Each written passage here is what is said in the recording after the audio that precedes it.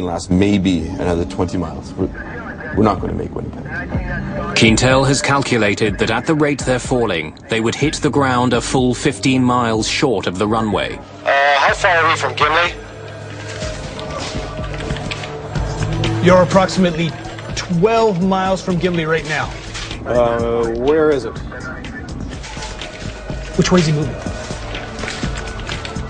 On your right. Turn right to a heading of 345. I would say you have 10 miles to fly. Okay, fine.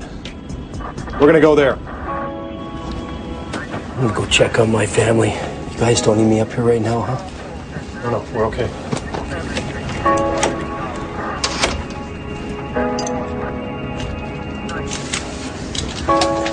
Don't worry about it. It's okay. They got it under control. Just make sure your seatbelts are tight, all right?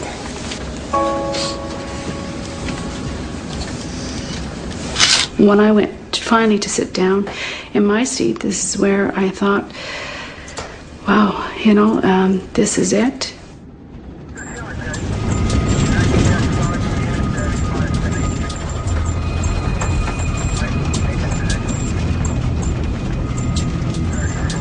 Landing gear down.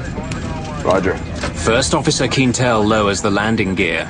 Because there's no hydraulic power, Quintel does what's known as a gravity drop, letting the gear's own weight drop and lock it into place. The two main gear are heavy, they fall immediately, and two green lights confirm they've locked. But the nose gear is lighter, it doesn't lock.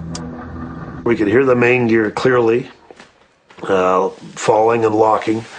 I was not aware that the nose gear was not down and locked. It was sort of a last minute, and if it's something that you cannot control, you don't talk about it, you don't mention it, you know. The main thing was bring the aircraft on the runway. 5 miles to touchdown. Roger. We have the field in sight. 5 miles from Gimli, Pearson and Quintel finally see a runway they can land on. But there's a problem. We're too close, huh? It's going to be too steep, too fast. Yeah, I know. Pearson is almost at the runway, but he's much too high above it. If he comes down at a normal descent rate, he'll miss the landing strip. But if he comes down steeply, his plane will gather a dangerous amount of speed. He won't be able to stop before the end of the runway.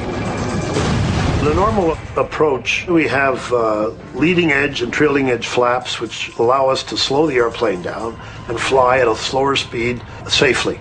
We did not have those flaps as they run off the main hydraulic system.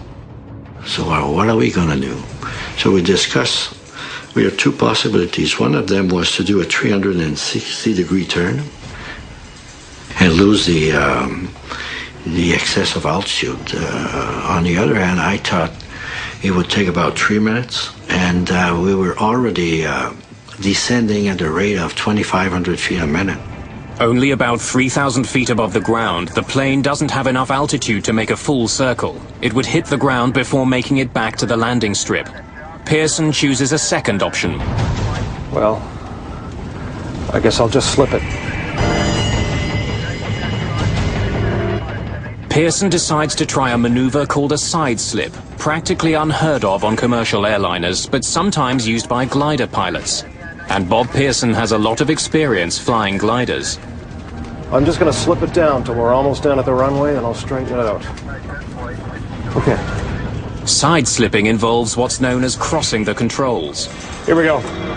Pearson plans to force the aircraft into a sideways freefall, allowing it to drop quickly without increasing its forward airspeed. Pearson has never actually performed a side slip in a glider, but he's attempting one now in a Boeing 767. The only way that I could control our speed and our descent profile with the runway was to induce drag in the fuselage by cross-controlling the rudder and the elevators on the tail and the ailerons and the wingtips, and cause the aircraft into a crab configuration. Then I could vary that to increase or decrease our speed.